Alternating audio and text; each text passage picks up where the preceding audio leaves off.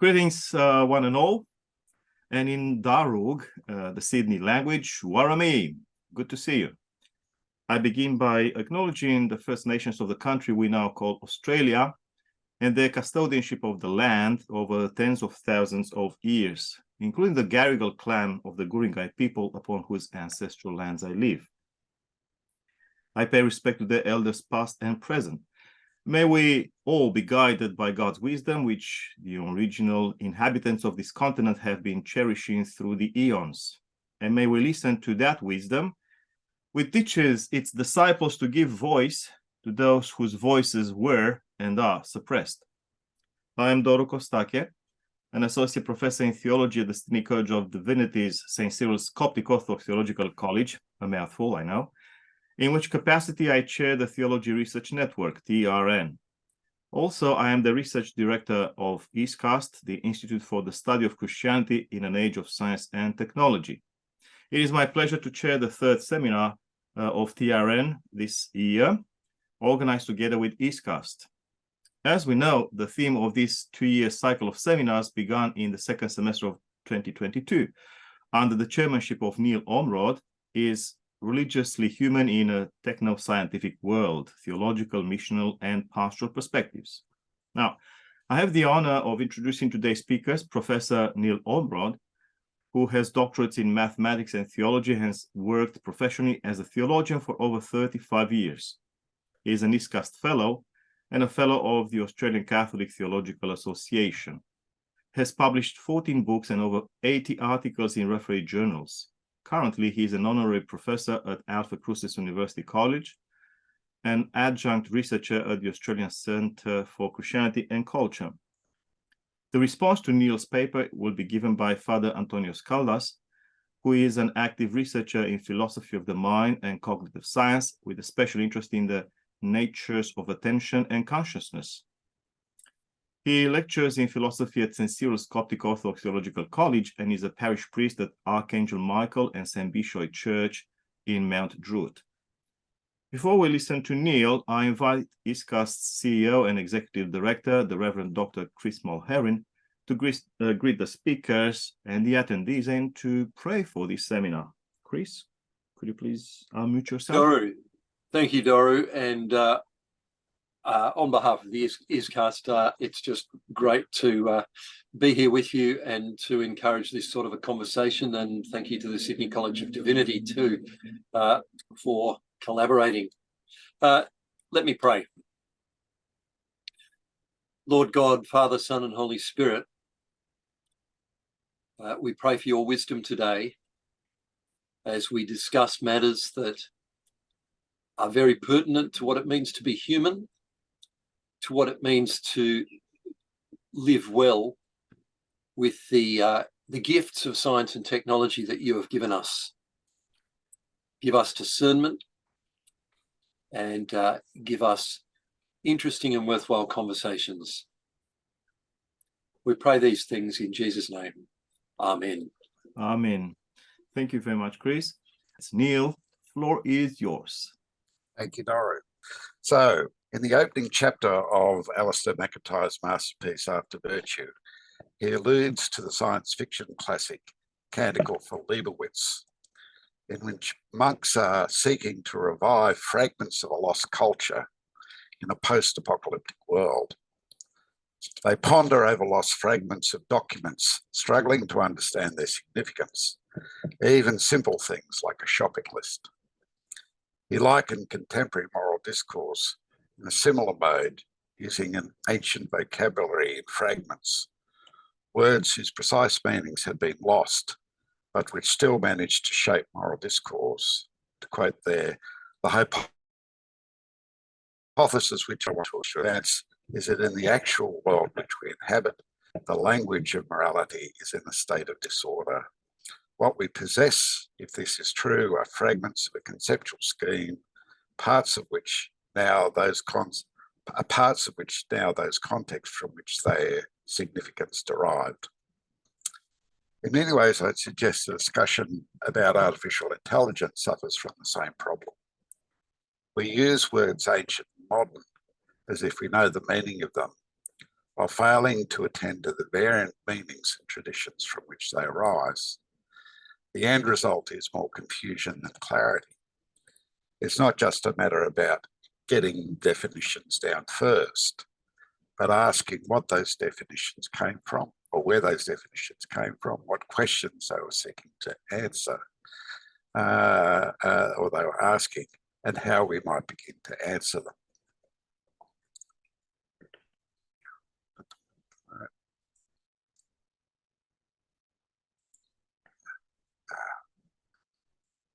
Let me go through.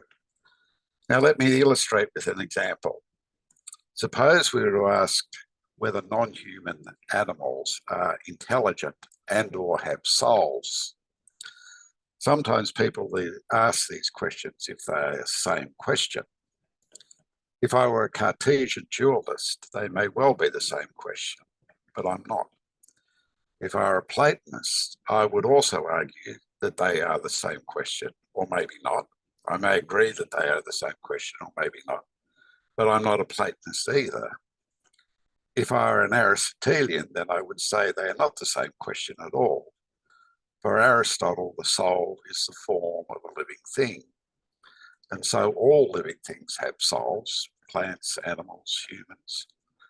And we grasp the form when we grasp the intelligibility of a living thing. So it's not about the shape, it's about understanding what it is that makes them alive.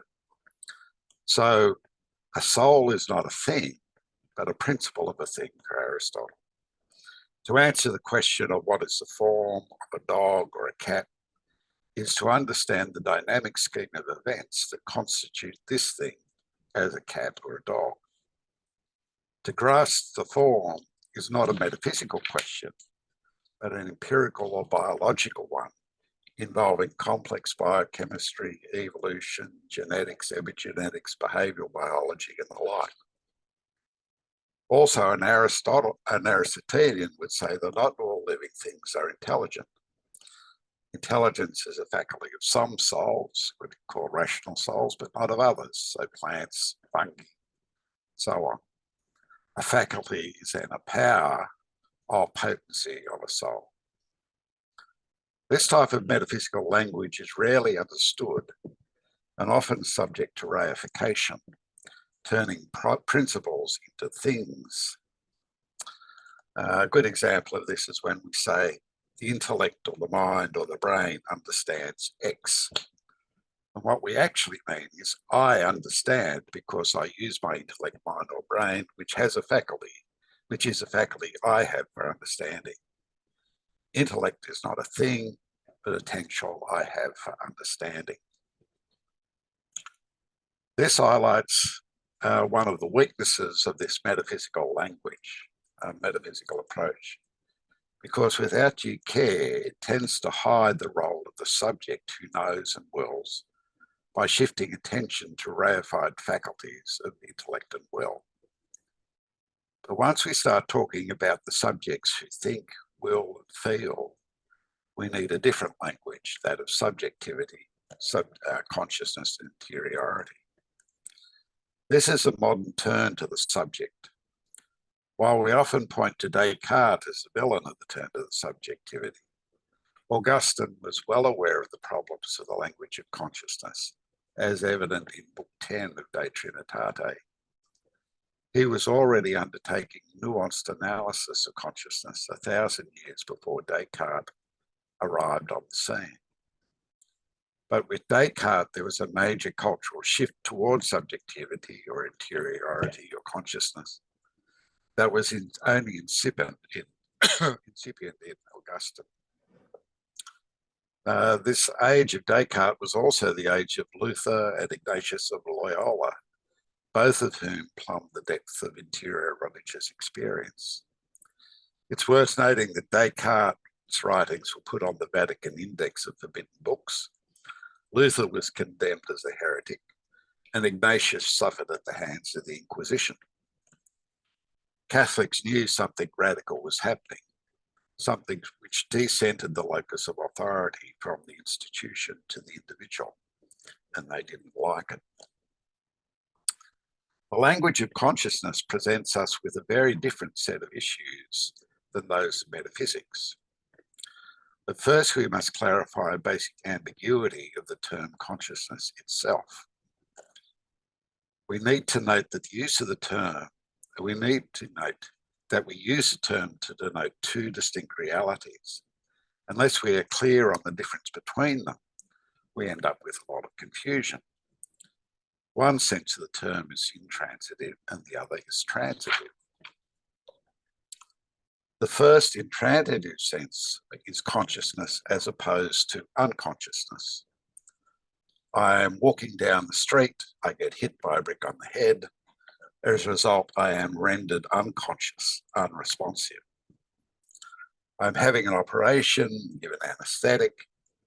I'm in a dreamless state. I am given an anesthetic, so I cannot feel pain of having my chest opened up for surgery, so I am unconscious. I'm in a dreamless sleep, and no longer is consciousness present. Every day when I wake up, I emerge from unconsciousness to consciousness. Consciousness renders me a subject of experience. Without consciousness, I am not a subject of experience. So let's call this consciousness one. And it's used in the term of unconscious versus consciousness. The second sense is transitive in that it involves an object. I am conscious of something, where this involves an act of perception on my part. I am conscious that I am hot, cold, someone has entered the room, or a light has been switched on. This second sense of the term consciousness presupposes that I am conscious in the first sense. Because if I were not conscious in the first sense, I would not be conscious of anything in the second sense. So let's call this consciousness two. Consider then the confusion that arises when we speak of something like self-consciousness. If we mean consciousness one, then the term self-conscious, self, is redundant because I am constituted as a self by consciousness. Can't be anything else. If I am unconscious, myself is inoperative as a subject of experience. Being a self and being conscious are correlative. But if I mean consciousness too, self-consciousness means that the self is the object of conscious act of cognition in some sense. I am objectifying myself. Again, I can only perform such an act of objectifying if myself, objectifying myself, if I am conscious as consciousness one. There is more to be said of this, but suffice it to say that I would use the term consciousness in the first sense exclusively. We have other ways of talking about consciousness too, in terms of the acts that we find within consciousness one. The first is more foundational and presupposed by the second. What is important here is to note that the two meanings are different and should not be confused. Consciousness one is something we share with common with animals, which allows for a specific form of responsiveness to our external environment, with a greater degree of freedom than we find in the non-animal world, say plants and fungi. As a protean form of sight, hearing, tactile response evolve, so does the beginning of consciousness emerge as a subject of seeing, hearing, feeling, and so on.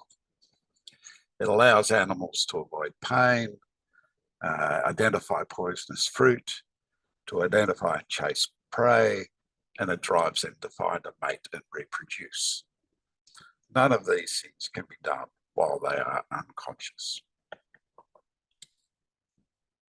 So let's explore consciousness. First, consciousness is an emergent property. In fact, most human beings emerge from unconsciousness to consciousness every day, sometimes more than once if they have a nap in the afternoon. This should not be a problem unless we believe in a reductionist approach to reality. Hence, we find various people seeking an explanation for consciousness in quantum mechanics and other reductionist stances. However, we live in a world of emergent properties. Atoms emerge from subatomic particles, chemicals and their interactions emerge from atoms, biological processes emerge from recurrent interactions of biochemistry, and consciousness emerges from underlying biological sensitivities. And when intelligence emerges within consciousness, societies and cultures emerge with all their variations, achievements, and failures. Emergence is perhaps one of the most common features of the universe. Still, it is easy to misunderstand what is meant by consciousness. The term introspection tends to suggest some sort of inward look to find this thing called consciousness. For example, Descartes and others pursued a strategy of withdrawal from the world or inward looking without the distraction of sensory input. Augustine eschews such an approach in De Trinitate, Book 10, because he argues the mind is always present to itself. He knows the difference between the two meanings of consciousness and operates with the first, consciousness as self-presence. Instead of some sort of inward look, he writes, let the mind then recognize itself and not go looking for itself as if it were absent, but rather turn to itself the interest or attention of its will. So we seek the mind not as something absent, rather we require an act of intention, the interest of attention, the interest of the will, that can identify the presence of the mind in its various acts and states. Exploring consciousness is a matter of attending to the cognitional, volitional, and affective acts and states and their various relationships that constitute us as conscious. A good example of this exploration is the therapeutic process. Therapy requires we attend to the affective dimensions of consciousness, the origins of our feelings in past trauma, present relationships, to move them from the conscious as felt but not attended to the conscious and understood, so as to responsibly navigate them. This type of interior work or soul making demonstrates the possibility of attending to ourselves in the act or state of feeling, and thus to better take responsibility for our actions. This is what mindfulness is about, but its complexities have been revealed by pioneers such as Freud and Jung in terms of psychopathologies, and more recently René Girard in terms of the intersubjective role of mimesis in our affectivity. The same can be said, the same issues arise in terms of cognitional acts. We do not understand by withdrawing from the world. We do not understand understanding by withdrawing from the world. Rather, we attend to our cognitional acts in the process of having them. They are conscious acts, but we rarely attend to them. In his massive work, Insight, on cognitional theory and its implications, Bernard Lonergan begins with a dramatic example to provide a brief phenomenology of the cognitional act of understanding. He relates the story of Archimedes running down the streets of Syracuse calling out Eureka. In getting into the bath, he had an insight he needed into fluid displacement to solve a problem set for him by the king. In helping us understand understanding, Lonergan notes the following, a quote there. Archimedes had his insight by thinking about the crown.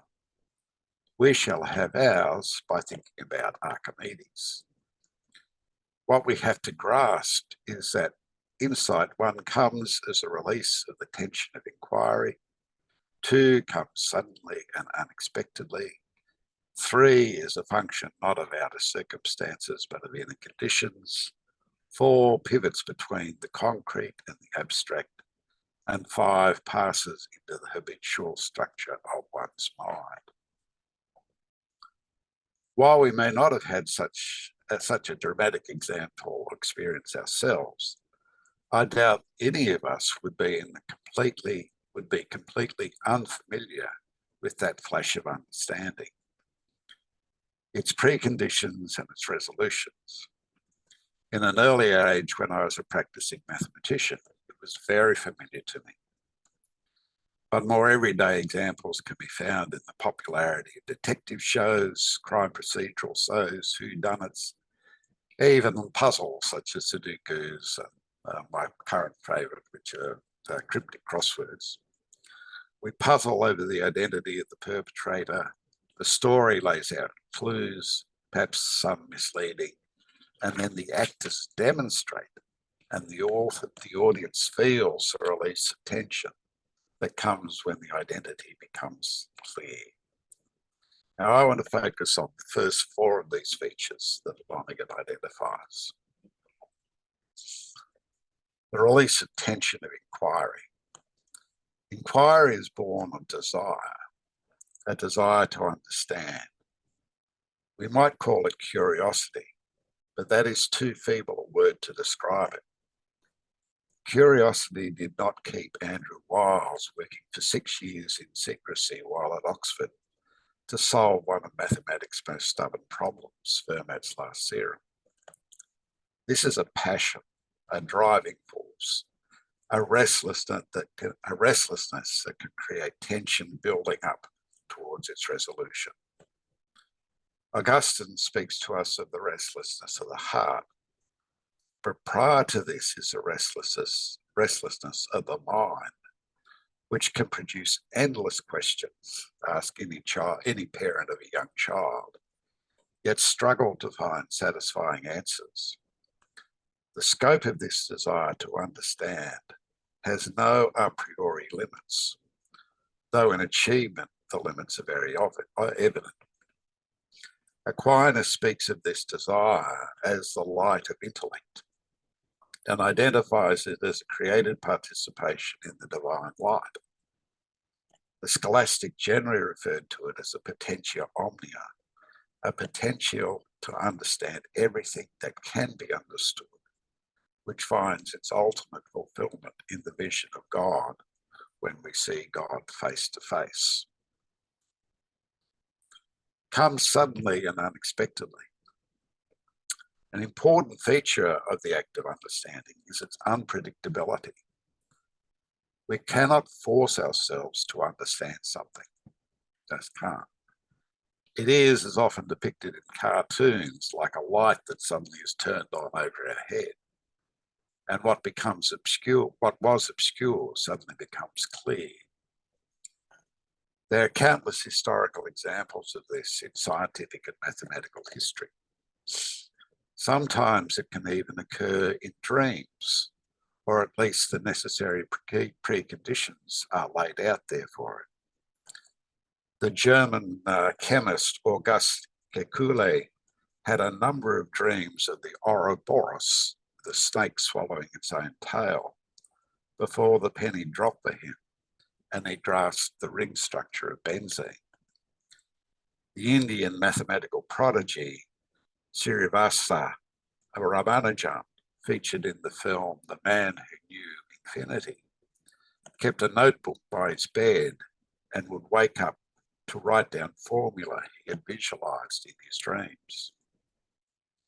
Again, for most of us, most of the time, the instances are less dramatic, but relatable nonetheless. My wife often says to me, "Why didn't I get that earlier?" To which I reply, "You get it when you get it and not before." We are not in control of the timing of insight. I haven't got a slide for this one. The function, not of outer circumstances, but of inner conditions. The act of insight occurs when it occurs. It's not tied to external factors, though such externalities may be the object of the investigation. It is an inner act, not in terms of some spatio-temporal location, but in terms of consciousness. Aristotle claimed that we grasp the form or intelligibility of the object in phantasms or images. Imagination provides a precondition for understanding. Though it is important to note that images here should not be restricted to visual, but encompass the visual, the auditory, the tactile, indeed all the senses which can enter into our stream of consciousness.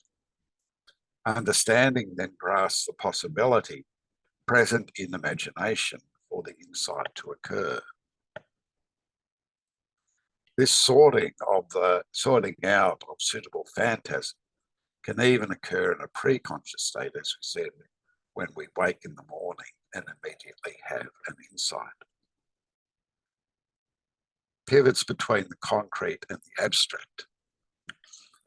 While the presenting images may relate to a particular concrete example, the insight relates to any similar set of data.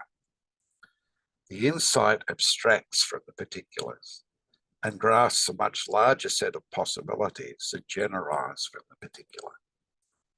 A good example of this is found in geometric proofs, where a consideration of a diagram provides a proof not just for the specific details, angles, ratios of the diagram, and so on, but of all similarly configured diagrams.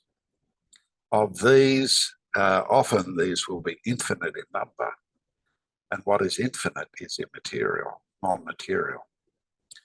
However many neural configurations and connections there may be in the human brain, they remain finite.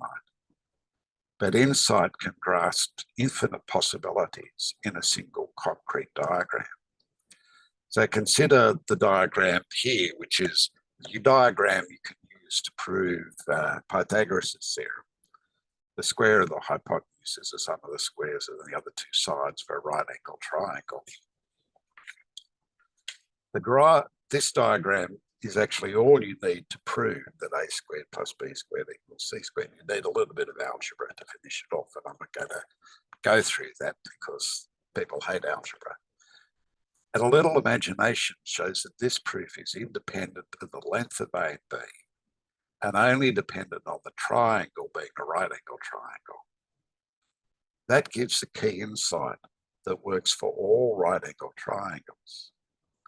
The insight abstracts from the concrete particulars, enjoys a certain independence from them. This is what Aristotle and Aquinas would call a spiritual act, a non-material event within consciousness. Such an act of abstraction does not take away from the image, but enriches it with an intelligibility. The little bit on the side there is just to remind us of this postmodern age of deconstruction that we live in. These are just the beginnings of a journey in familiarizing ourselves with the states, acts, and dynamism of human consciousness. Augustine was very familiar with the need for us to familiarize ourselves with this realm of interiority. In Book 8 of De Trinitate, he gives it serves as a general and very gentle introduction to the realm of interiority, inviting the reader to reflect on the experience of truth. Quote, come, hold it in that first moment in which we, so to speak, get caught, you caught a flash when the word truth was spoken. And that's the flash of insight that it's alluding to. He reminds the readers of their various judgments of value and invites them to explore the interior ground of these judgments. He makes an initial exploration of the relationship between knowledge and love, which becomes the basis of his psychological analogy for the Trinity. He alerts the reader to the constant self-presence of the mind. After all, what after all is so intimately known and so aware of its own experience as that by which things enter into our awareness, namely the mind. This is the start of a journey of self-knowledge, gained not by withdrawal, but by engagement in the regular flow of conscious states, their acts and the dynamics and attending to these. So what are the implications for IT and computer intelligence? What are the implications of this approach for our modern questions when we face, which we face about computers, artificial intelligence, and whether such systems can be called conscious? First, the only form of consciousness we know is that which we share with the animal kingdom. It involves pattern of sleeping, dreaming, waking, eating, mating, hunting, and so on. At times, an animal is alert, at other times inattentive, relaxing, and possibly slipping into dreamless sleep. In the higher animals with a developed neurological system, these different states can be identified through different neural excitation patterns. In human beings, there are certain cognitional acts, such as insight, which are central to human knowing. And because of our imputation of knowing and loving to angels and God, supported by scripture and tradition, we can speak of God and angels as enjoying consciousness in some analogous manner to human consciousness, though without a neural substratum. Such an existence is purely spiritual, not conditioned by space and time, and hence unimaginable to us. Could we ever make such an imputation to computers? Now, the only consciousness we know emerges as a potential within biologically evolved human animal life forms. Any use of the term for computers can only be analogous at best and at worst misleading. The computer can be programmed to respond to various external stimuli, and that is not proof of consciousness, but of good programming. Animal and human consciousness is largely dominated by biological imperatives to eat, drink, mate, sleep, and rest.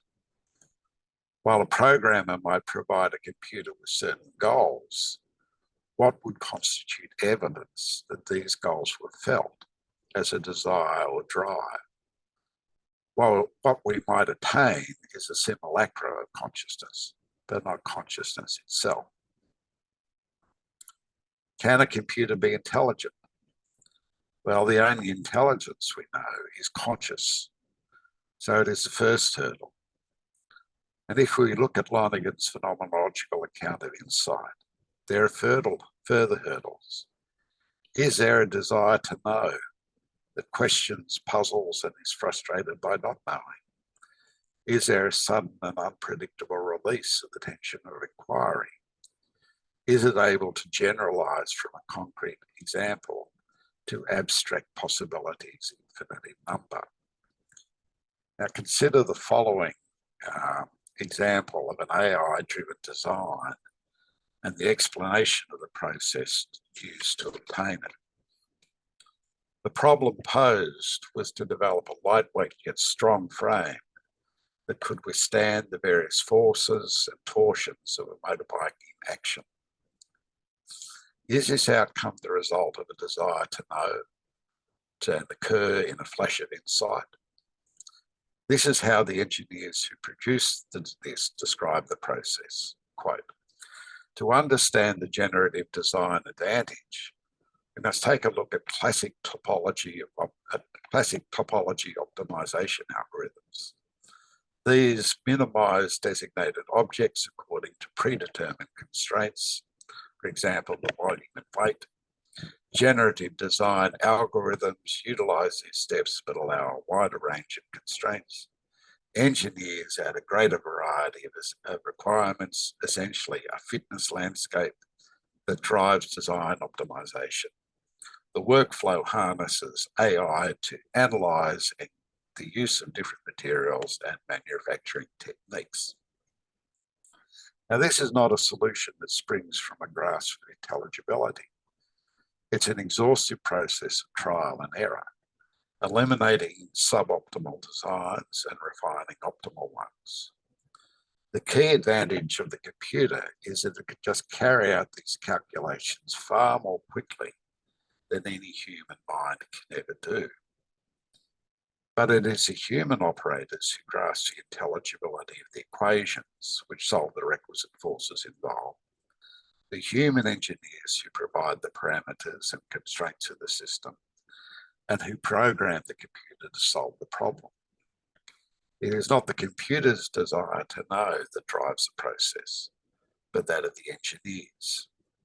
And the computer basically serves as an alternative to human intelligence, because the systems are too complex for the engineers to gain any direct insight into the solutions. So they are reduced to a trial and error process. AI systems are designed to perform such a trial and error process quickly and efficiently.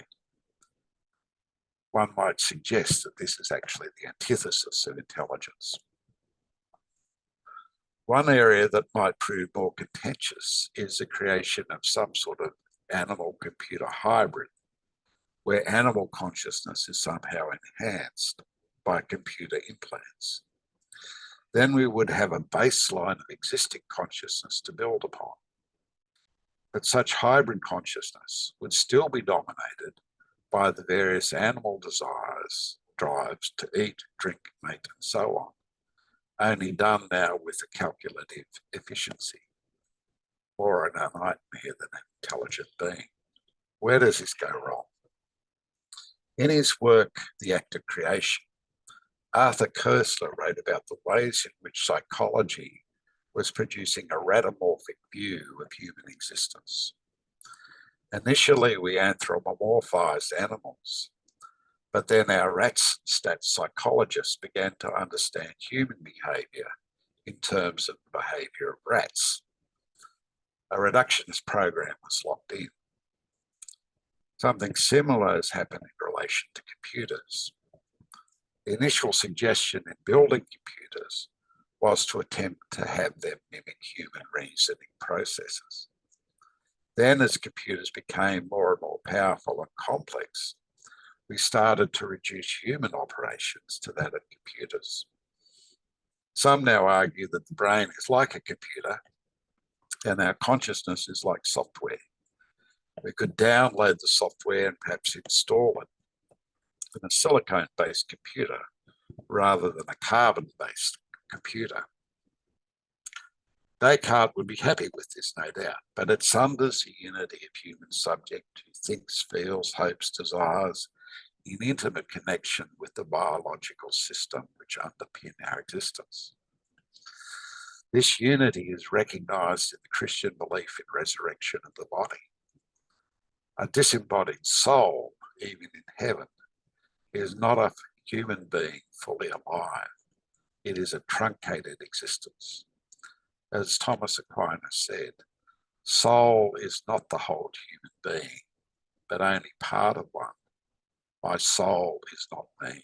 Now, in drawing the parallel between computers and human intelligence, we reduce human intelligence to a calculative form of reasoning, of logic and calculation. Yet the active insight so central to human intelligence is not calculative, but spontaneous, a movement from not understanding to clear and precise understanding that occurs not through calculation, but an act of creativity that we cannot control or predict. Pythagoras did not do hundreds of calculations to arrive at his famous theorem. He grasped an intelligibility in a diagram which he was then able to verify. No number of calculations would have been able to prove the result for all right triangles.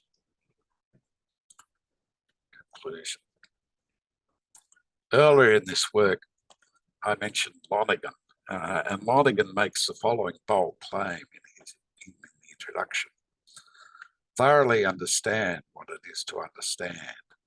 And not only would you understand the broad lines of all there is to be understood, but also you will possess a fixed base, an invariant pattern, opening upon all further developments of understandings. It has, he says, the ring of a slogan, and happily enough, it sums up the positive content of his book. I can still remember when I first read these words some 45 years ago. I thought to myself then, this author is either mad or he's onto something. It set me on a journey of self-discovery that has been transformative, turning me from a professional mathematician to an amateur philosopher and a professional theologian. Attention to the human act of understanding and the consciousness from which it emerges can assist us not only in asking the right questions in relation to AI, but also the way forward to answer them. Thank you. That's wonderful, Neil. Fascinating. It's quite important what you have put forward, given that we have issues with self-understanding.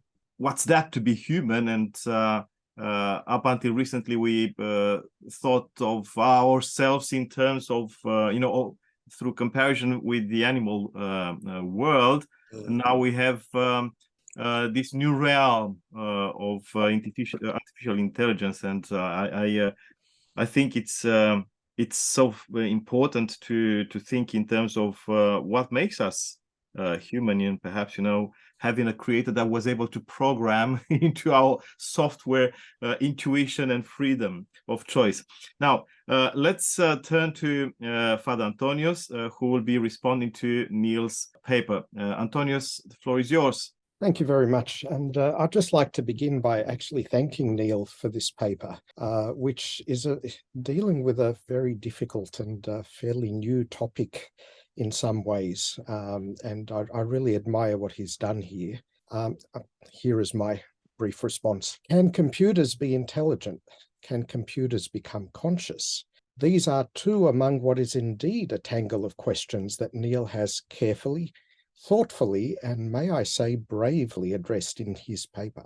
This is an area where, for the foreseeable future, every discussion will raise far more questions than it answers, if indeed it answers any at all. Neil's paper provokes many fascinating and substantial questions. My response is likely only to add to the tangle. Neil's tour of historic conceptions of the soul lands on a view with roots in Aristotle, on which the soul is the form of the living physical body. We must not think of form as merely shape. Here it means something much more like the complex nature of that living body at all levels. We should thus avoid reifying the soul. We should reject Plato and Descartes when they want us to think of the soul as a thing with its own independent existence. As Neil says, a soul is not a thing, but a principle of a thing. In the modern context, this view seems to me to overlap with an approach called functionalism about consciousness. This is defined by David Rose as follows. The central idea of functionalism is that it is the categorization or definition of a mental state which is based on its functional and causal role, what it actually does. Functionalism neatly avoids explaining just what a mental state is, or what consciousness or intelligence are, since all we need here is to trace the causal path, the function of the mind. Thus, if we want to know what the mind is, all we need to know is what the principles of the mind are. And in a similar vein, Neil goes on to say, exploring consciousness is a matter of attending to the cognitional, volition, and affective acts and states, and their various interrelationships that constitute us as consciousness. I will return to this point shortly, but first I want to highlight another point that Neil makes. He says, the only consciousness we know emerges as a potential within biologically evolved animal life forms. Now, I would argue for an even narrower claim than that. The only consciousness I know is my own, a set of cases whose total is one. The philosophical problem of other minds famously highlights that I have no direct access to anyone else's conscious experience, And at best, I can only infer that other people are experiencing consciousness just as I am. Yet they may have a completely different consciousness or no consciousness at all, as in the controversial case of the philosophical zombie, not the one you see in Hollywood movies, by the way. A person who looks and acts exactly as if she were consciously aware and yet is not. We seem very close to really creating machine versions of philosophical zombies who will look and act as if they were conscious. In both of Neil's senses of physiological consciousness 1 or being conscious of something, his consciousness 2. But these machines will not in reality be conscious at all. Or will they? This is the question of multiple realizability. Can you make a functional brain out of materials other than living human cells? Can you make a steampunk brain or a silicon brain? Is it enough merely to perfectly replicate the exact pattern of connections and firings that exist in a human brain? Would you get intelligence or consciousness if you did so? Here I want to make explicit an important point. Intelligence and consciousness can come apart. Not everything that is intelligent is conscious, nor everything that is conscious intelligent. This distinction is inescapable so long as one does not begin by defining intelligence as being necessarily conscious in the first place. If we recall the concept of functionalism from earlier, all you need to say that X is intelligent is for X to function in intelligent ways.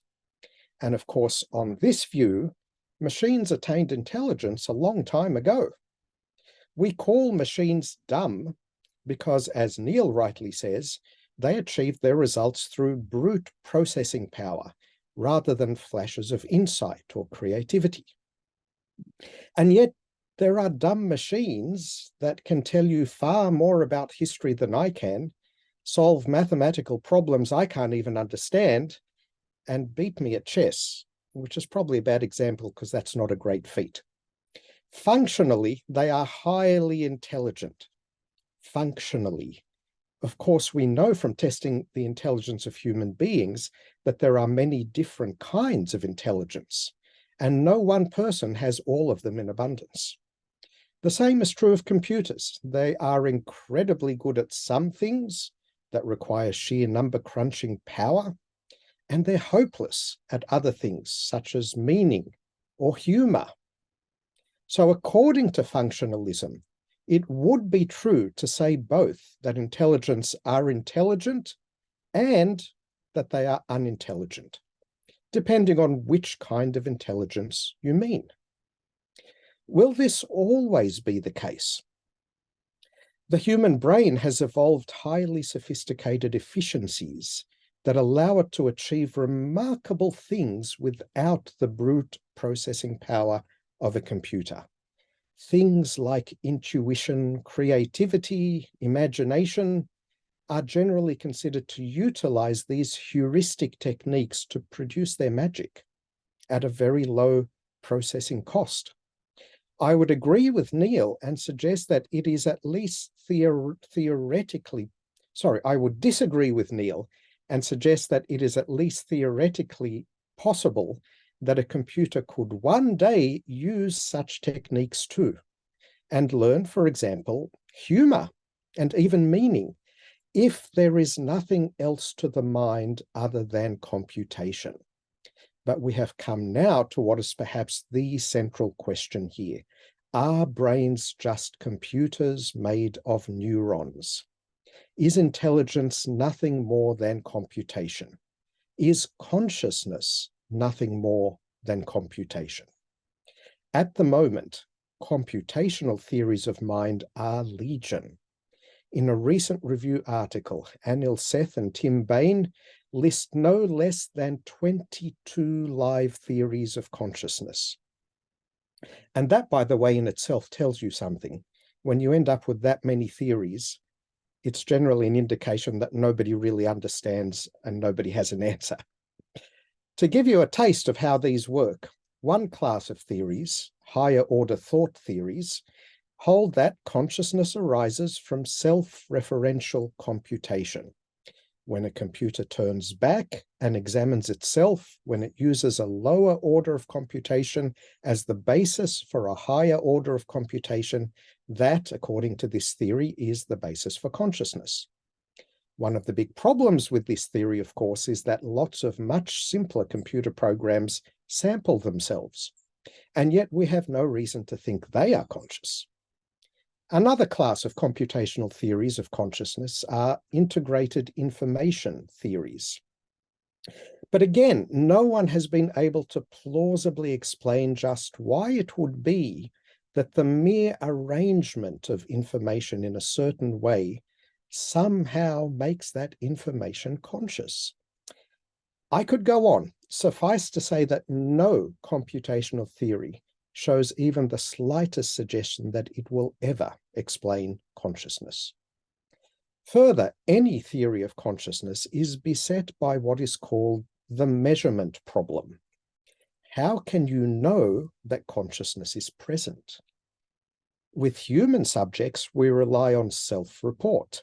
I tell you that I am having a conscious experience right now, but how can you be sure that I am not a philosophical zombie, behaving exactly like a conscious person, but with no conscious experiences at all?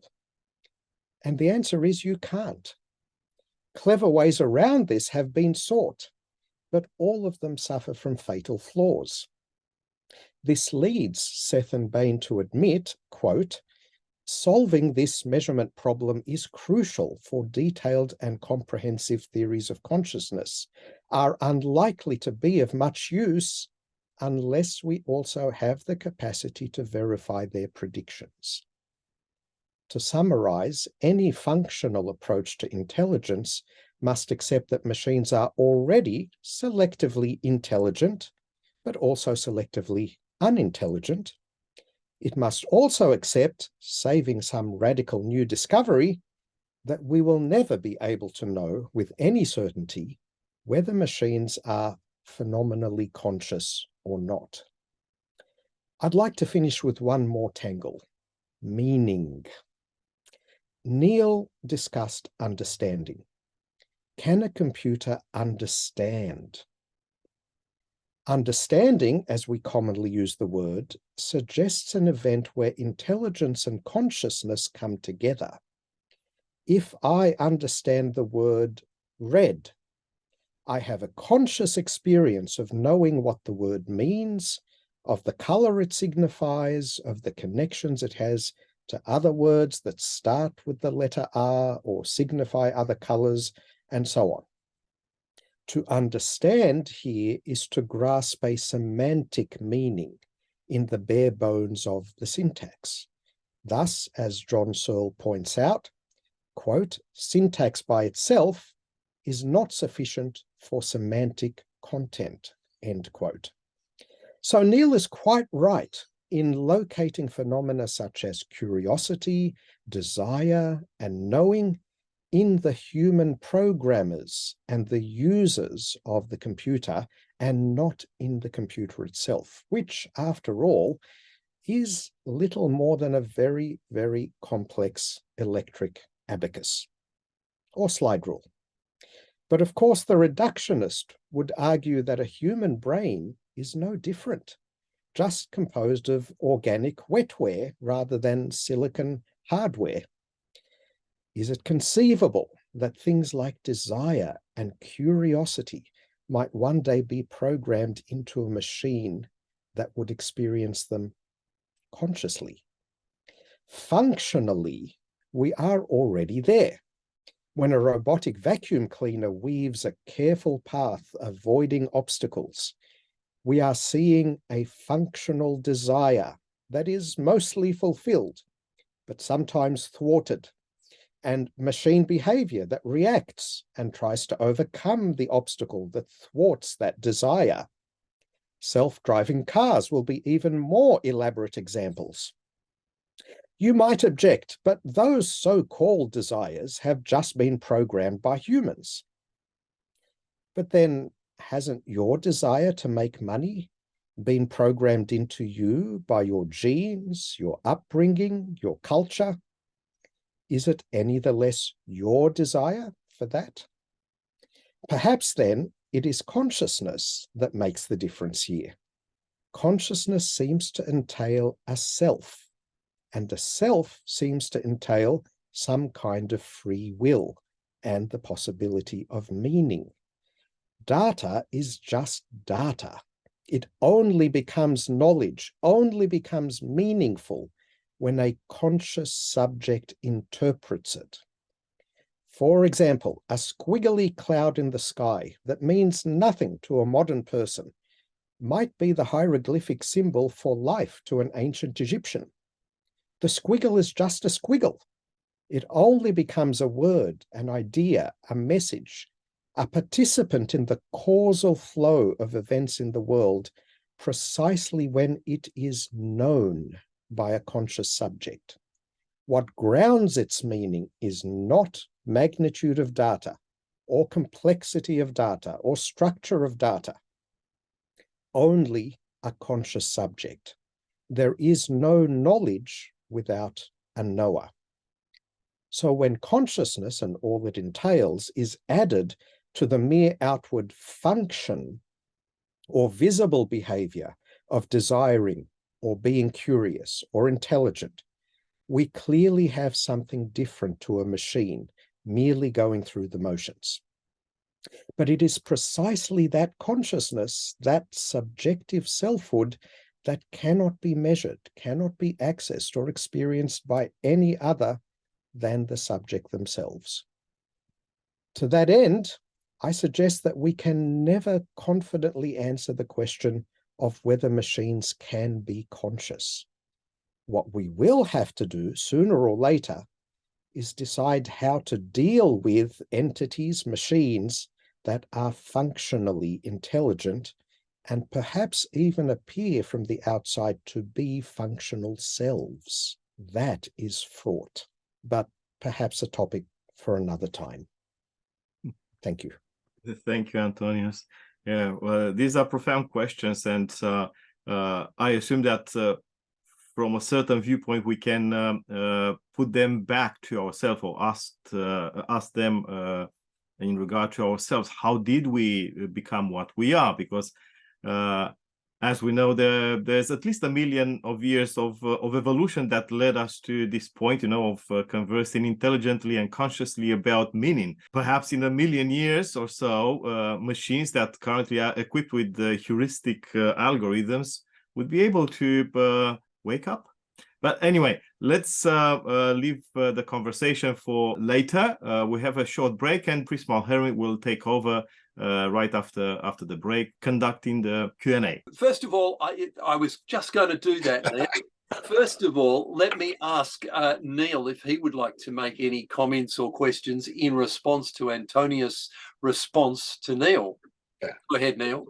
Yeah, thanks, Chris. And I'm very grateful that Antonius actually gave me a copy of this beforehand so I could sort of think about what I wanted to say. I don't want to say too much, but one is this sort of zombie argument that philosophers like to use. And it reminds me a bit of a joke I heard years ago of the philosopher who was a solipsist and was very annoyed that none of his fellow philosophers took him seriously.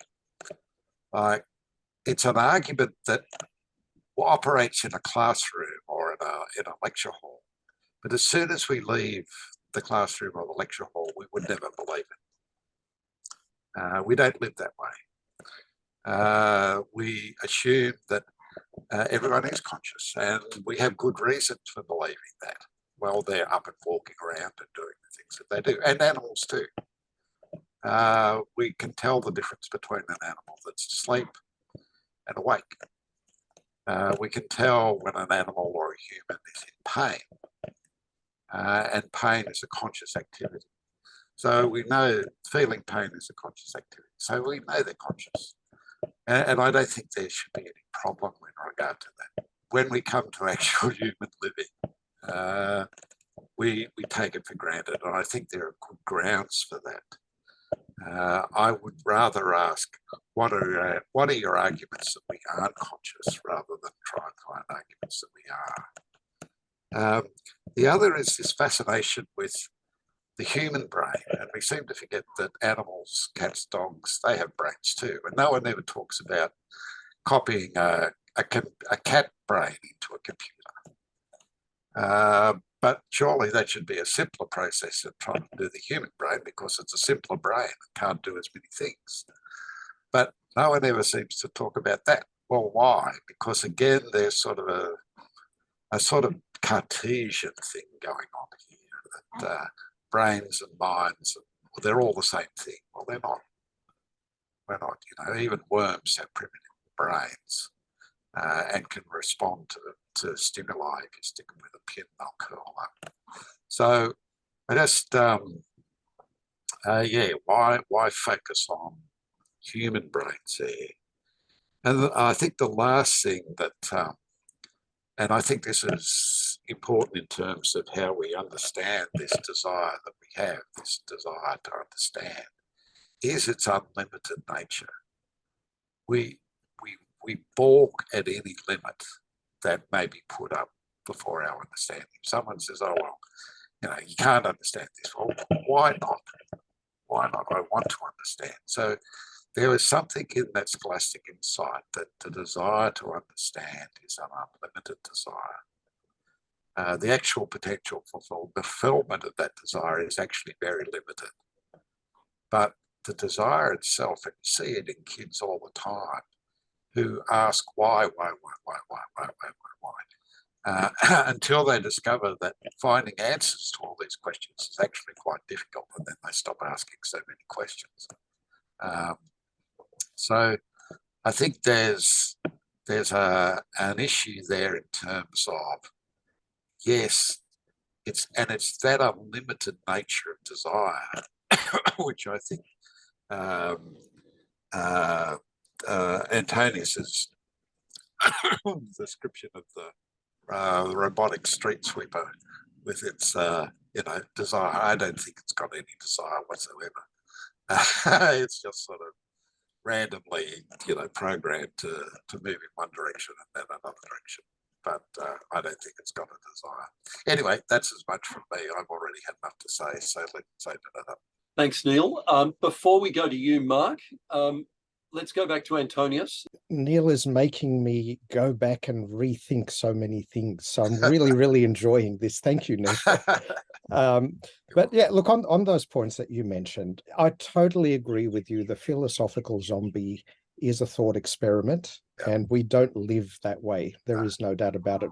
But like every thought experiment, it's meant to highlight something about the real world and our ability to know things. And in this case, I think what it's highlighting is the very private, the necessarily private nature of conscious experience.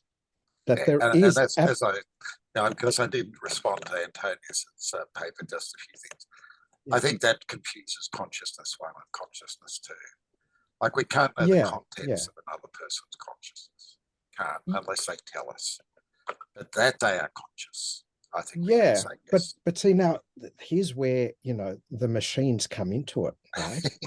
Because you can program a machine to do exactly that. You can program a machine to behave in absolutely identical manner to a conscious person or a conscious animal or whatever it might be. So if all we're going to go on is what things and people tell us, are we running the risk of getting this wrong? I still think that's confusing, one and two, but anyway.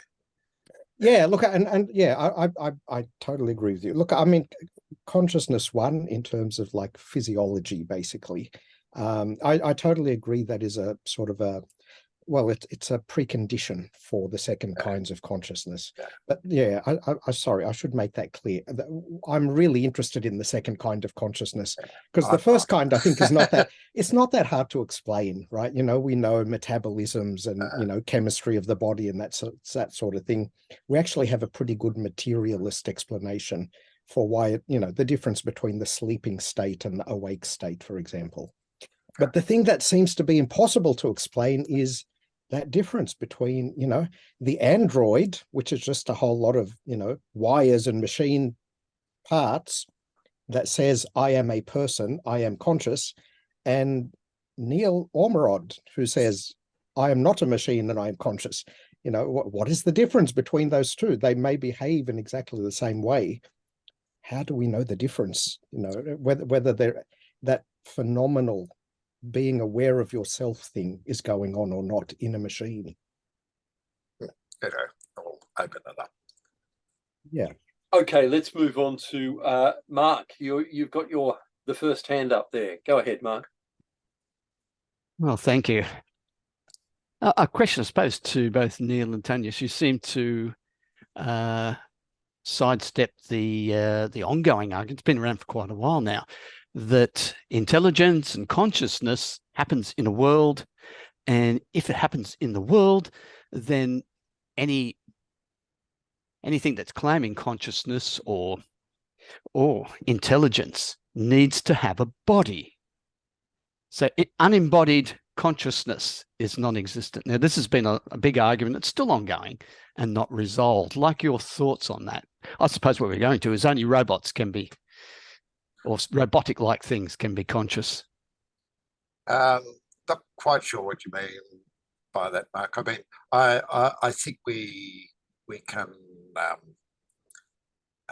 think of God and angels as conscious in some sort of analogous sense, not in the biological sense clearly, but in the sense that they are knowing subjects. And so I think not things without bodies can be conscious, but it's a different experience of consciousness than ours, clearly. Analogous, and that's, I mean, one of the things that fascinated us, why I kept on referring back to De Trinitate, is how much of the discussion about consciousness and knowledge in the ancient world was interested in the question of God and Trinity in particular.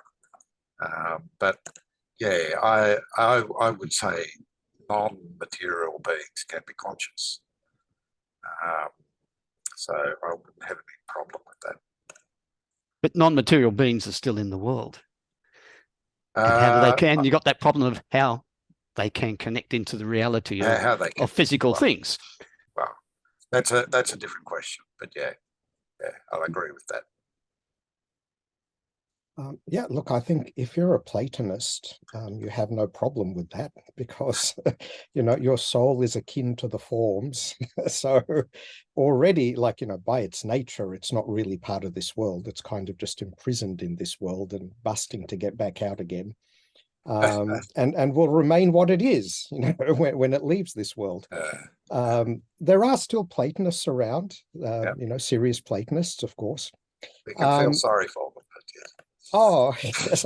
I actually, look, I may be a closet Platonist to some degree myself. Well, no longer closet now, I've told you all. But yeah, look, I mean, the other thing that comes to mind, Mark, from your question is there is a class of weird phenomena of near-death experiences and out-of-body experiences, which I don't think anyone really has got to the bottom of. And the skeptical part of me would want to just brush that away and say it's hallucinations or whatever, except for the fact that there are often phenomena that can't be explained away, such as the sense that I've left my body. There was one case that I read, it was actually an Orthodox priest who had an operation, left his body, not Coptic, by the way, I hasten to say, left his body, wandered around in the corridors of the hospital, came across another room where there was a very sick child, spent some time seeing the interaction between the mother and the child, was eventually revived and said, how is that little boy in room whatever going? And he had never been there, as far as we could tell. Nobody had ever spoken about it. He described details of the visual scene of a room he'd never been in. I don't know what to make of that, but that would suggest certainly a disembodied consciousness in some form. And yet every night when you go to sleep and your brain just functions in a slightly different way, you lose your consciousness. So yeah, it's a mystery. And I feel no guarantee that the consciousness will return in the morning. Either. No, absolutely. Look, I mean, one of the contemplations I might quickly add is, as an Eastern Christian, we love to think of God as a mystery. And if the human being is the image and likeness of God, then we shouldn't be surprised that we are mysteries ourselves. Thank you both. Robert, why don't you unmute yourself and offer a pearl of wisdom or a question? Well, thank you, Chris. More likely to be a question, I think. I just want to say thank you to Neil and Antonios for those very helpful presentations. Neil emphasizing the creativity of insight, and Antonios emphasizing that through brute calculative power, machines or computers can achieve what we could call functional intelligence. And I think that's a very helpful distinction. I'm thinking of ChatGPT and how it can write poetry and so on. But just to give an example from Wordsworth, because I like Wordsworth's poetry very much. When Wordsworth wrote, "I wandered lonely as a cloud that floats on high over vales and hills." So from Wordsworth's poem, Daffodils. Now, we know that ChatGPT, if it was asked to write a poem in the style of Wordsworth, could do something reasonably serviceable, but it could never be a new Wordsworth. It's purely imitative. It's purely using that brute calculative power to make a sort of pastiche of Wordsworthian phrases and so on. So that creativity is crucial. And I think that's a very helpful point. In terms of the so what, in terms of the implications, it seems to me that it really does debunk reductionist ideas about human intelligence and freedom and so on, because those reductionist ideas cannot explain the difference between the creativity of insight and brute calculative power. And so I think it emphasizes all the more the importance of an anthropology that emphasizes freedom, intelligence, moral responsibility, and so on, which is very important in our debate, particularly in the Western world. Yeah. Thank you. Yeah. I mean, I did balk a bit when Antonius talked about these machines doing things. Well, they're not agents. They're not agents of those acts. They are designed and programmed and do those things as tools of people, and they don't sort of sit down and plan what they're going to do. They are simply, and this is, a computer that does very, very powerful mathematical calculation, which they're designed to do very quickly and very efficiently, is still just a very fast abacus. And the computer programmers are the ones who are running their fingers over the keys of the abacus. They are the ones who are producing the answers. They are using the tool to get the answers that they want. I think we're almost, and as I said, we tend to anthropomorphize these things, and that anthropomorphizing is misleading. We're not rats, we're not computers, and they're not good models of what it is. No more is a rat a good model for understanding human behavior as a computer is for understanding human cognition. Both bad models and misleading, and they produce, as Robert said, a reductionist account of what it means to be human. And I think, particularly as Christians, we really have to push back against that sort of reductionist position, which undermines the dignity of the human mission, the human calling, the human vocation. Say too much.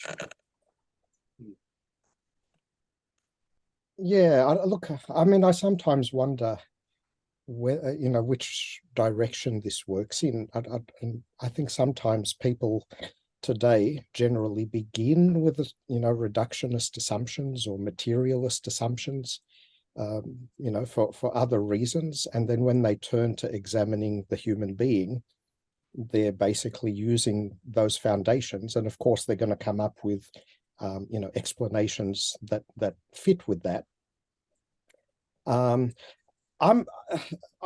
Just one other sort of thing to think about, Robert. I'm not unhappy with a naturalist explanation of things like mind, soul, consciousness, and so on, as opposed to strictly reductionist or materialist. But what I want to say is, and I think this is what's actually happening, certainly in the field of philosophy of mind, that people are coming around to seeing that materialism isn't going to cut it when it comes to explaining consciousness. We've had plenty of decades. We've learned so much more about the physical brain and how it works. And we're actually further away from explaining consciousness than we were 70 years ago. And I think what they're starting to do now is broaden their definition of what is nature, of what is natural, to include non-material things. And look, I mean, non-material things were always there. There have always been people who've argued that things like, the force of gravity is not actually, it's not made of atoms. It's a force. What is a force? We don't know what it is. Others have argued things like, the number 3 is a part of reality, but it's not made of atoms. So that's always been there. But I think people are now starting to realize that perhaps consciousness, subjectivity, awareness is itself somehow part of nature. And I'm very comfortable with that. I'm very happy with that. I have no problem with it. I don't know if Neil has an issue. Yeah, just the thought that, again, it's, okay, animals are conscious, so there's, that's fine. The question really is what distinguishes human consciousness from animal consciousness. Yes. And there, I think that's why I focused on the question of the active insight, because I think that does distinguish human consciousness from animal consciousness. It's not, and there's a certain sense in which that becomes non-reducible to something else. Yeah. This is where Aristotle, so not quite, but Aquinas would say, this is why the human soul can survive death. That it's got a spiritual aspect, which is, that is, it is not simply and solely conditioned by materiality.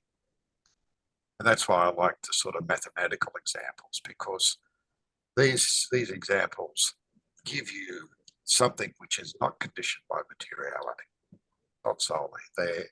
There is an independence from materiality in saying all triangles behave, all right angle triangles behave according to Pythagoras' theorem.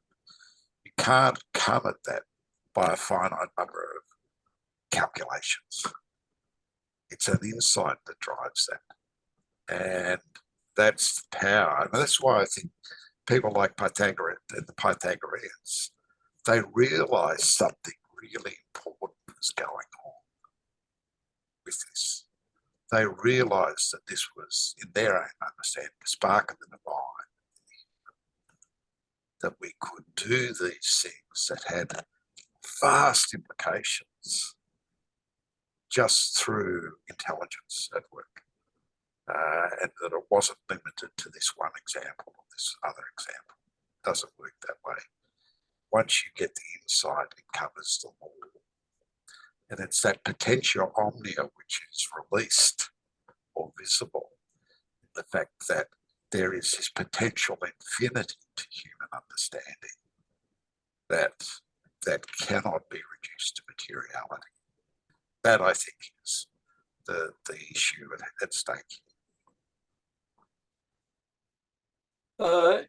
Father David was going to ask a question, but his hand has just disappeared. I'm not sure if he's Still there? There it is. there it There's the is. hand. Okay, go ahead. And we'd love to see your face if you're able, but over to you, Father David.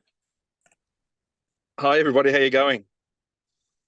I'm G'day. not sure if you can see me. Is it working? We're blinded by the light, but we can almost Oh, I'm see so you. sorry.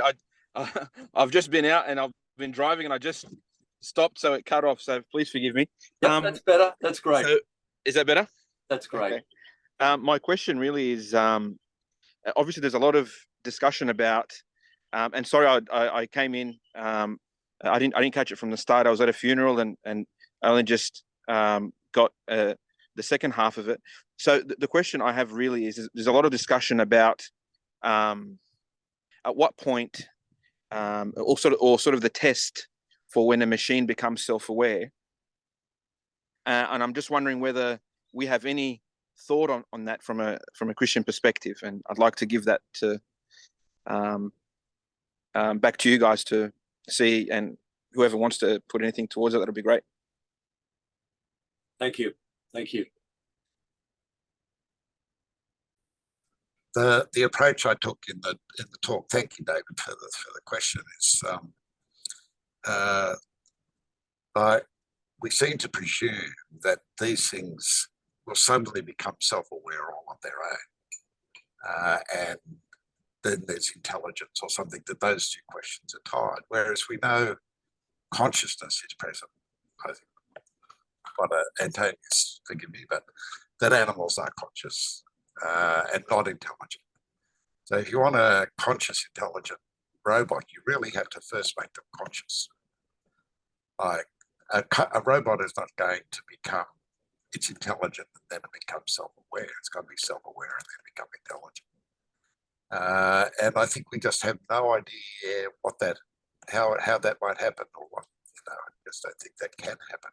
So in the talk I talked about, well, one possibility would be to enhance the consciousness of a pre-existing intelligent thing, like pre-existing conscious thing, like a cat or a dog or something like that. But that consciousness would still be dominated by biological drives. All those biological drives would still be there. And then you're just sticking some sort of calculative process on top of that. Well, that's just creates a very efficient dog. What's the point of that? So I think I don't see, and because I still read science fiction. One of the first novels I remember reading was a book of Robert Heinlein called The Moon is a Harsh Mistress. And the central contention of that, which has been repeated on and on and on in science fiction, is, the computer gets so complex and suddenly it becomes conscious. Well, that's sort of putting the cat before the horse, or cart before the horse. You got to be conscious first, and then you can become intelligent. But anyway, that's how I'd respond to that. I just don't think it's ever going to happen that way. It may happen some other way, but it's not going to happen suddenly. A computer becomes self-conscious. I think that's just sci-fi. Well, I've only just realized this connection I'd felt with Neil ever since I first met him.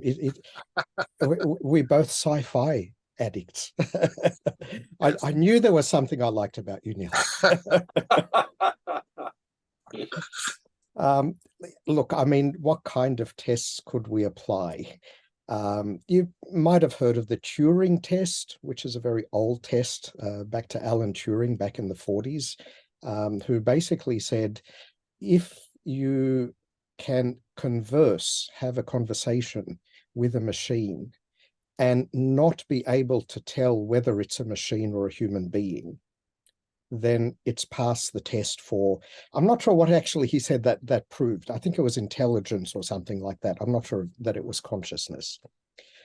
But the problem is, if we are just relying on behavior, you're not accessing the consciousness itself. And the same behavior can be manifest by a being that is not conscious just as well as a being that is conscious. It'll be produced by different means, probably, So what you really need is some way to actually directly access the consciousness itself and determine whether it's there or not. But by its very nature, consciousness is in the first person, right? It's a I-ness, the letter I, I-ness. And to access something, to detect something, by its very nature is in the third person. All science and empirical work works in the third person. So there's this sort of foundational metaphysical barrier that seems impossible to breach. There's just, nobody has been able to think of a way to breach it. Maybe just the other, let me just light a bit of a fireworks here. And Neil is quite rightly going back to the, consciousness one, right, being the sort of the foundation of all the other kinds of consciousness. And that only applies to living creatures. But we know that living creatures are alive in different ways, right? So a bacterium is alive in a very different way to a chimpanzee. What is to say that when you turn on your computer and it warms up and it boots up, it is not coming to life? It may be a different kind of life, but it's still coming to life. It's able to act. Now, generally, biologists will say, we have there's a few basic principles by which we say something is alive. It is, self-moving to a certain extent. It is capable of reproduction. It is capable of growth. All of those things could apply to a suitably designed machine. They could be designed into it, right? Would we call that life, or would we say that is not life because it's not carbon-based life, right? It's maybe silicon-based life or something else. So, and if that's the case, and if life is necessary for consciousness, why can't a machine be conscious in that situation?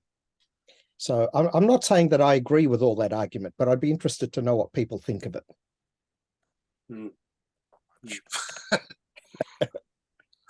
Others may have other ideas. Then switching off the computer would be killing it. We are all murderers every day.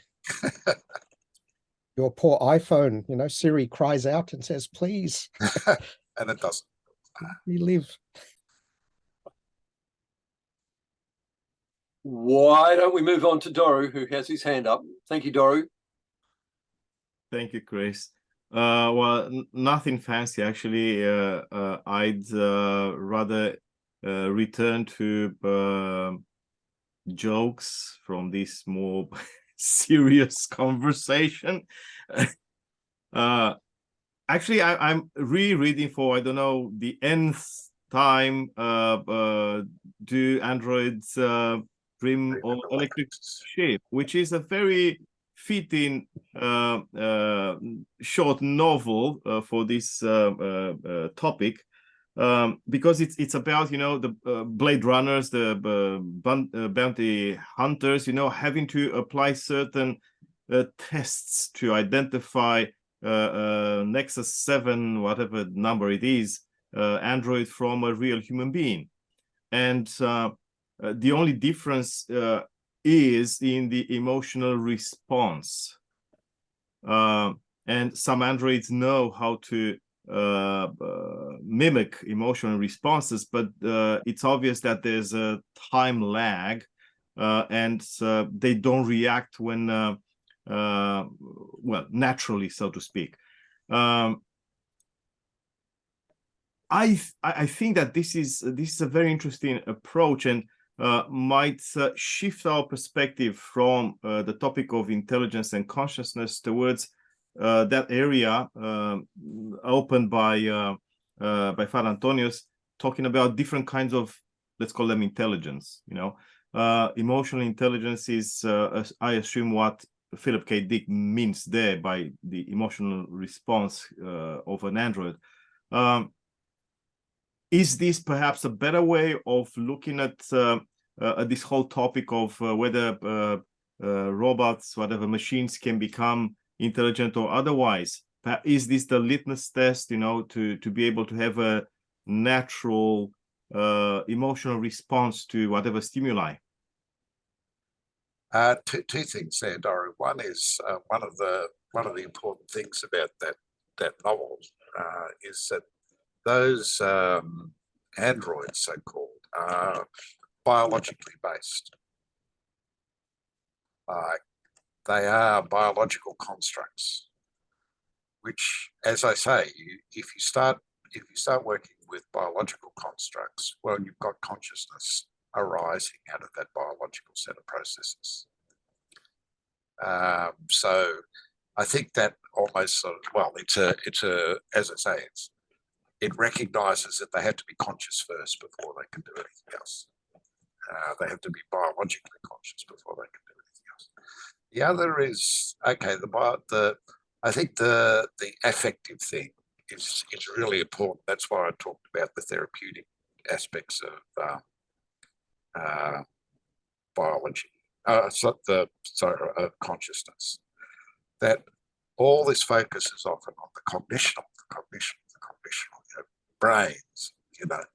But an really important aspect of consciousness is feeling. And feelings, we need to learn to differentiate between feeling hungry, or when I'm teaching classes on this, there's a difference between feeling hungry and wanting a good glass of red. Because one is non-intentional, the other is intentional. One has an object in mind, and the other is just hungry, thirsty, whatever.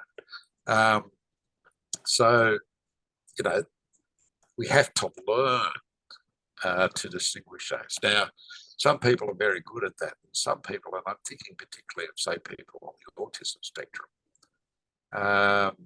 find that whole world of affectivity really quite difficult to know what it all means. Like, and you talked about that gap in response. That's often a characteristic of autistic people, is that or people with autism, is that they can learn how to respond, but it's not spontaneous. So in that sense, Philip K. Dick's test of whether androids are, you know, affectively responding or not would pick out a whole lot of autistic people as well. That would be problematic. I mean, I've of course watched the Blade Runner film when it first came out. I can still remember seeing it in the cinema. It's brilliant. Yeah, what they didn't do in the movie, even in the remake, is the fact that in the book there's that other category of people that could fail, actually, as you said, you know, that could fail the test, and they are called, you know, derogatorily chicken heads. Yeah,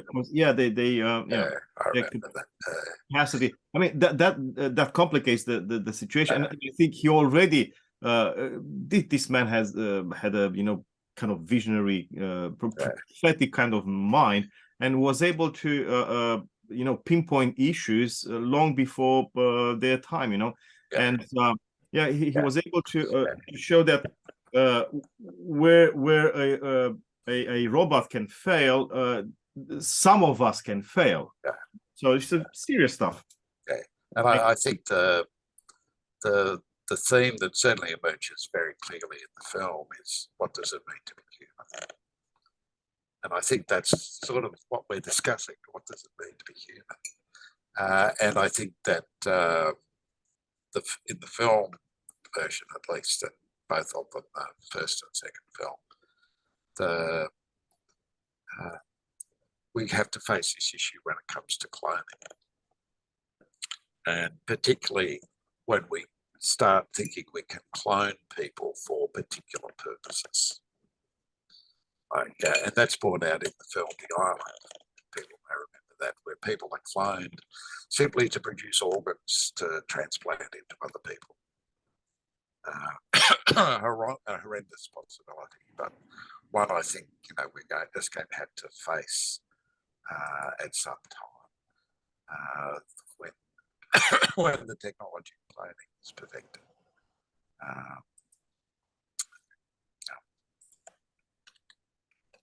Yeah, there's a famous experiment, again, back from the 30s or 40s or somewhere, I think, where they made a little black and white cartoon of a square and a triangle and a circle.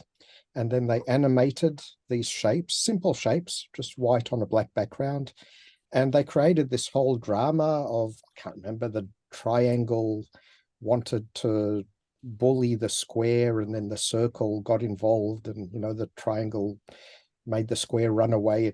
And they showed this cartoon to adults, not even children, and found that the adults formed very strong emotional connections, to the square.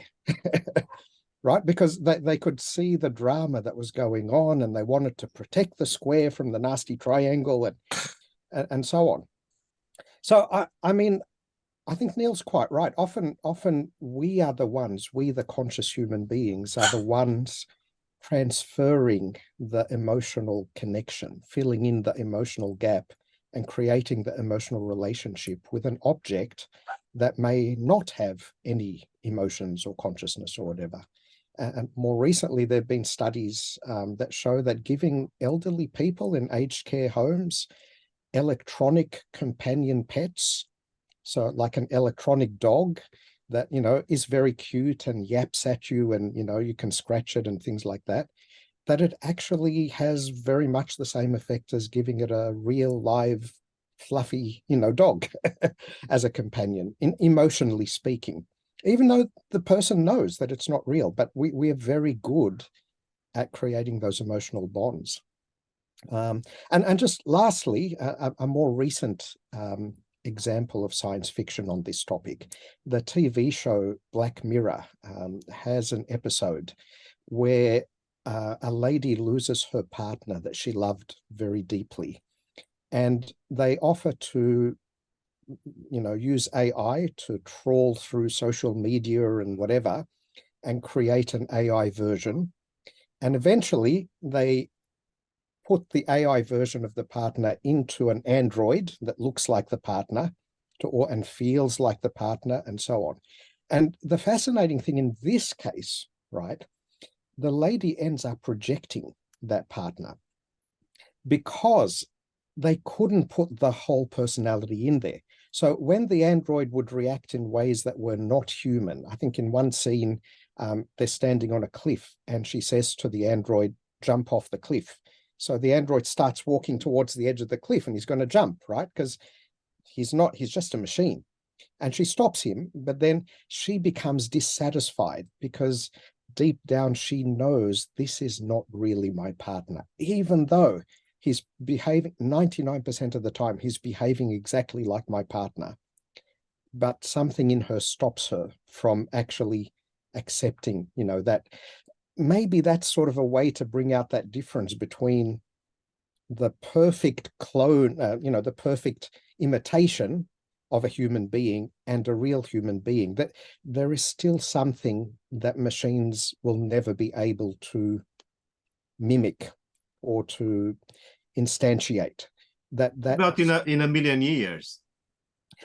Well, yeah, that's the question. I mean, we can copy the behavior from the outside, but there will always be something intrinsic about the nature that makes this a different thing to a real, living, conscious, aware human being. Yeah, I don't know. Maybe in 100 years we'll be proved wrong, but it's hard to see how. Robert has a final comment or question. Robert, over to you. Oh, thank you, Chris. Just a very brief comment in terms of the prehistory of Blade Runner. Already the poignancy of a creature searching for the soul was, of course, a big theme in Hans Christian Andersen, The Little Mermaid, so mid-19th century, and also in Tchaikovsky's Swan Lake. So it has been explored in those great works of art from the Romantic period in European literature. I just wanted to note that. Thank you. Thank you, Robert. I can't remember my Frankenstein clearly, but doesn't that creature too? There are those questions there for that. That is in Mary Shelley's work too. And the Tin Man in The Wizard of Oz. Yes, of course. Yeah. Well, I think we have a theme that we could have for a long time here, but we won't. Doru, over to you. Thank you very much, Chris, and thank you to Neil and Father Antonius and to all involved. But before we say farewell, I'd invite my ISCAST colleague, Jackie Liu, to announce the next seminar, to show us the flyer, and then we can conclude. So our next seminar is going to be on the 11th of September. It will be about spirituality in healthcare, and our speaker will be Megan Best, who is a research associate at the Institute of Ethics and Society at the University of Notre Dame. She's a bioethicist and palliative care physician as well, and she'll be exploring the importance of the spiritual, social, and psychological dimensions in providing a holistic healthcare. We'll also have a response from April McNeil, a PhD student at ACU with a background in critical care nursing. So it will be a very fascinating and relevant seminar. So please do join us on the 11th of September. Once again, thank you to all involved, and until next time, Godspeed. All the best. Goodbye, everyone.